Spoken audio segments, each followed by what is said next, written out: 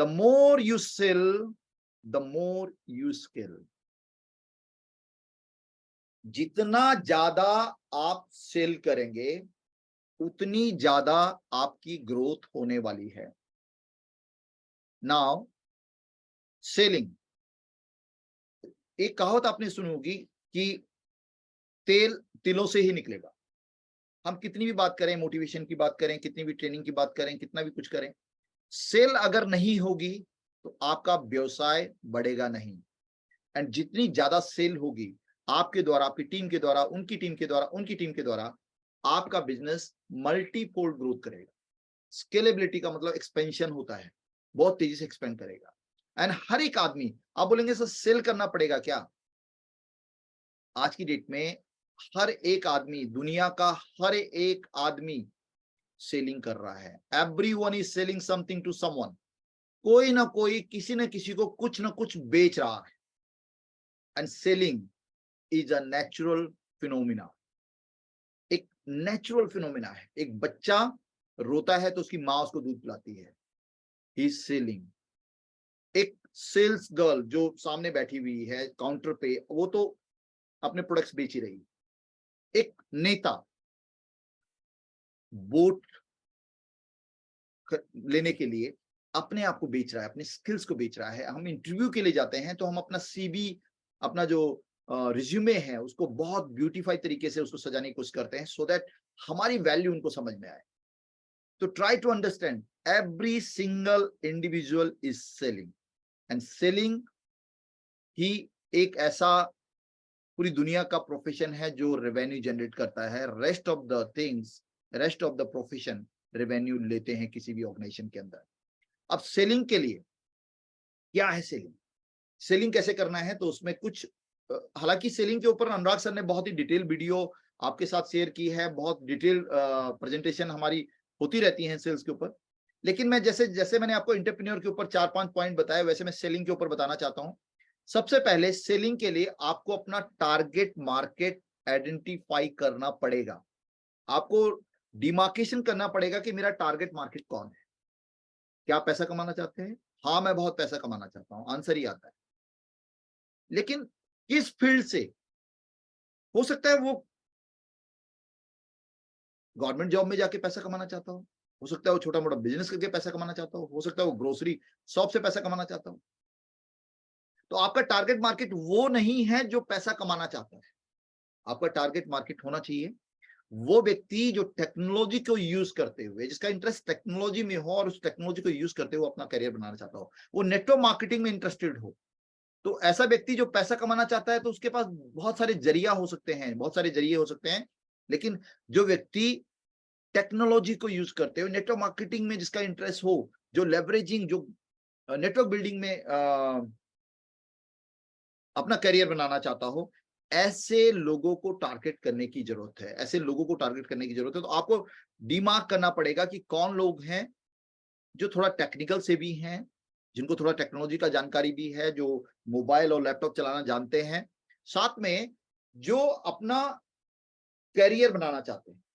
तो ऐसे मार्केट को आपको ट्रैक करना पड़ेगा, ऐसे मार्केट को आपको समझना पड़ेगा कि आपकी मार्केट कौन सी है। अगर आप हर किसी को अप्रोच करते रहेंगे तो मोस्ट ऑफ द टाइम आपको रिजेक्शन मिलेगा। एंड बहुत अधिकता भी अगर रिजेक्शन की है तो वो भी आपके लिए खतरनाक साबित हो सकती है। हालांकि एक दृष्टिकोण ये भी है कि बहुत ज्यादा भी अगर आपको यस यस यस मिल रहा है तो वो भी खतरनाक होता है। बिकॉज कहीं ना कहीं आप अपने कंफर्ट जोन में काम कर रहे हैं, कहीं ना कहीं आप उन लोगों को अप्रोच कर रहे हैं जहां पर आप अपने बिजनेस को नहीं सेल कर रहे हैं बल्कि अपनी केवल फेस वैल्यू सेल कर रहे हैं। आप ऐसे अपने क्लोज रिलेटिव्स के साथ जाके एसोसिएशन ले रहे हैं जो आपको ना बोल ही नहीं सकते। लेकिन जब एक्चुअल दुनिया से आप रूबरू होंगे तो आपको बड़े रिजेक्शन का फेस करना पड़ेगा। तो आपको यू हैव टू फाइनलाइज कि कौन लोग हैं जिनको मुझे अप्रोच करना पड़ेगा। अनुराग सर बोलते हैं ना कि प्रोस्पेक्ट नहीं सस्पेक्ट होना चाहिए। उस वो ऐसे लोग जिनको आपको लगता है ये काम कर सकते हैं, ऐसे सस्पेक्ट की लिस्ट बनाइए एंड देन उस मार्केट को हिट कीजिएगा। दूसरा, build a relationship and let them know your expertise. Selling क्या है? आप अपने रिलेशनशिप को स्ट्रांग बनाइए। जितना बेहतरीन रिलेशनशिप होगा उतने चांसेस हैं कि आप सेल कर पाएंगे। लोग क्या करते हैं, पीठ पीछे बुराई कर रहे हैं और फिर उसी को प्रपोजल दे रहे हैं। आज आपके साथ उसके टर्म्स अच्छे नहीं हैं, तो आज आप बुराई कर रहे हैं, लेकिन आज परसों आपके पास एक नया प्रपोजल आता है और उस प्रपोजल को लेके आप उसी व्यक्ति के पास पहुंच जाते हैं जिसकी परसों आप बुराई कर रहे थे। ये नहीं होने वाला माय डियर फ्रेंड, ये काम नहीं करता है। आपको अपने रिलेशनशिप में हमेशा मिठास रखनी चाहिए, और ये रिलेशनशिप जब अच्छी होती है तो वो आपके बारे में जानकारी रखते हैं, और जब वो जानकारी उनको पता चलता है कि आप अपने फील्ड के एक्सपर्ट हैं, तो आपके खरीदारी के चांसेस, आपके से खरीदारी के चांसेस बढ़ जाते हैं। लोग दो ही टाइप के लोगों से खरीदारी करते हैं, जानकार या जानकार। अब ये जानकार कौन है? अच्छी रिलेशनशिप वाला। और ये जानकार कौन है? एक्सपर्टीज वाला। तो दो ही लोगों से खरीदारी होती है, या तो जानकार से या जानकार से, या तो जिसके साथ आपके अच्छे रिलेशन हैं, और या फिर जिसको आप सोचते हैं एक्सपर्ट है। तो अच्छे रिलेशन बना के अपनी एक्सपर्टीज को प्रूव कीजिए उस रिलेशन के दौरान, उस कन्वर्सेशन के दौरान। उसके बाद ऑफर वैल्यू। लोग प्रोडक्ट नहीं खरीदते हैं, लोग वैल्यू खरीदते हैं। एंड अगर आप केवल अपनी कंपनी की तारीफ कर रहे हैं सेल्स में, आप अपने अपने केवल प्रोफाइल की तारीफ कर रहे हैं, लोगों को उससे ज्यादा संदर्भ नहीं रखते हैं। लोगों चाहिए मुझे क्या मिलेगा, what it has for me, इसके अंदर मेरे लिए क्या है। तो अगर आप वो वैल्यू, जितना अमाउंट वो पे कर रहा है उस प्रोडक्ट के, उस सर्विस के एवज में, उससे दुगने की वैल्यू उसको दिखा दें, तो आपकी सेल क्लोज हो सकती है। तो offer value, more value than the price is paying. जितना पैसा वो दे रहा है उससे ज्यादा का वैल्यू अगर आप उसको ऑफर करते हैं तो सेल क्लोज होती है। तो दीज आर द छोटे छोटे पॉइंट्स हैं। Ask for references. हम लोग क्या करते हैं जनरली, आप किसी मीटिंग में जाते हैं, सेल्स की क्लोजिंग होती है या नहीं होती है, होती है या नहीं होती है, या तो वो आपके साथ जुड़ता है या नहीं जुड़ता है। लेकिन आप, अगर वो जुड़ता है तो वेल एंड गुड, नहीं जुड़ता है तो आपके लिए वो व्यक्ति जनरली ये होता है कि यार ये हमारे एफर्ट्स बेकार गए। नो माय डियर फ्रेंड, या तो वो जुड़ेगा या फिर वो रेफरेंस देगा। यू कैन आस्क हिम कि ठीक है, मे बी आपके पास कोई कारण हो सकता है कि जिसकी वजह से आज आप इस प्रोजेक्ट को नहीं समझ पा रहे हैं, या आपके सर्कल में कुछ ऐसे लोग हैं जो आपको लगता है कि इस टाइप के प्रोजेक्ट में इंटरेस्टेड हो सकते हैं। And this is the second stage of sale. तो एक सेल से आप 2 3 4 नई सेल, नई प्रोस्पेक्ट्स को निकाल सकते हैं। तो हमेशा रेफरेंस के बारे में पूछिए। नहीं मिलेगा तो इट्स ओके, लेकिन अगर आप पूछते हैं तो आपके लिए, होने के लिए आपके पास कुछ नहीं है, you have nothing to lose. तो आपके पास सेलिंग का एक नया स्टेज आपका तैयार हो जाता है। Upgrade and update yourself. आपकी नॉलेज में हमेशा अपग्रेडेशन होना चाहिए, और वो रिजेक्शन के साथ, वो रेफरेंसेस के साथ, वो मोर और मोर प्रेजेंटेशन के साथ आपको मिलेगा। ओवरनाइट कोई भी नहीं है। आज यहाँ पे सुजीत जी हैं, एकलव्य जी हैं, बहुत सारे ऐसे लीडर्स हैं जो बहुत ही बड़ा एग्जाम्पल सेट कर चुके हैं। लेकिन एक दिन नहीं हुआ, उन्होंने इंडस्ट्री के बारे में सीखा, उन्होंने मीटिंग्स ली, उन्होंने सेमिनार्स लिए, उन्होंने रिजेक्शन को देखा, उन्होंने बहुत सारे ऐसे भी मौके आए होंगे जब वो ब्लैंक हो गए होंगे स्टेज के ऊपर, लेकिन उससे उन्होंने सीख लिया और अगली बार उस कमी को दूर किया। My dear friend, upgrade and update होना बहुत जरूरी है। आपको हमेशा अपडेटेड रहना पड़ेगा और अपने आप को अपग्रेड होना पड़ेगा, बिकॉज अब अपडेट और अपग्रेड में क्या डिफरेंस है मैं आपको बेसिकली बताना चाहूंगा।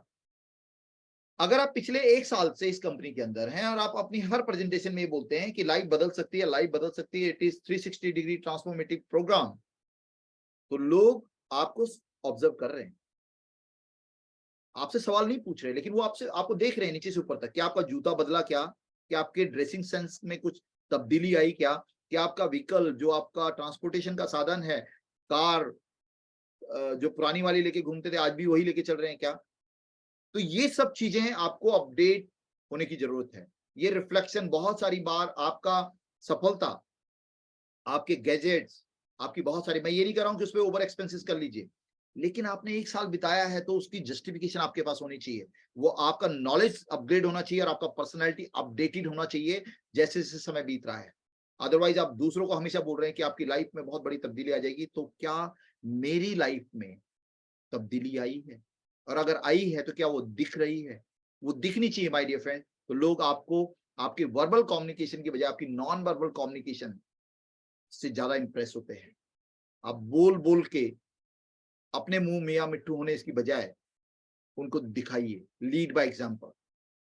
तो ये 5 पॉइंट हैं जो सेलिंग्स को अच्छा बना देंगे। अपनी टारगेट मार्केट को आइडेंटिफाई कीजिए, अच्छे रिलेशन बनाइए, अपने आप को एक्सपर्ट के तौर पे प्रोजेक्ट कीजिए, वैल्यू ऑफर कीजिए, उनको दिखाइए। वैल्यू मतलब कि यार आज तू यहां पर स्ट्रगल में है, कब तक ये स्ट्रगल चलेगा? अगर आज तुम ये एक्स अमाउंट यहां पर इन्वेस्ट करते हैं तो the possibility of growth due course of time इस 5 साल के बाद इतनी बड़ी है कि आपकी ये समस्याएं समाधान हो सकता है। तो आप सोल्यूशन प्रोवाइड कर रहे हैं, उसको आप वैल्यू दे रहे हैं उस पैसे के एवज में, और वो वैल्यू 10,000 टाइम अधिक है, तो डेफिनेटली वो जुड़ेगा। रेफरेंसेस मांगिए। अगर एक व्यक्ति जुड़ता है तो भी रेफरेंसेस मांगिए, एक व्यक्ति नहीं जुड़ता है तो भी रेफरेंसेस मांगिए, और उसके बाद अपने आप को अपग्रेड कीजिए, अपडेट कीजिए। तो ये सेलिंग्स में आपको एक नयापन देगा, एक नई ऊंचाई देगा।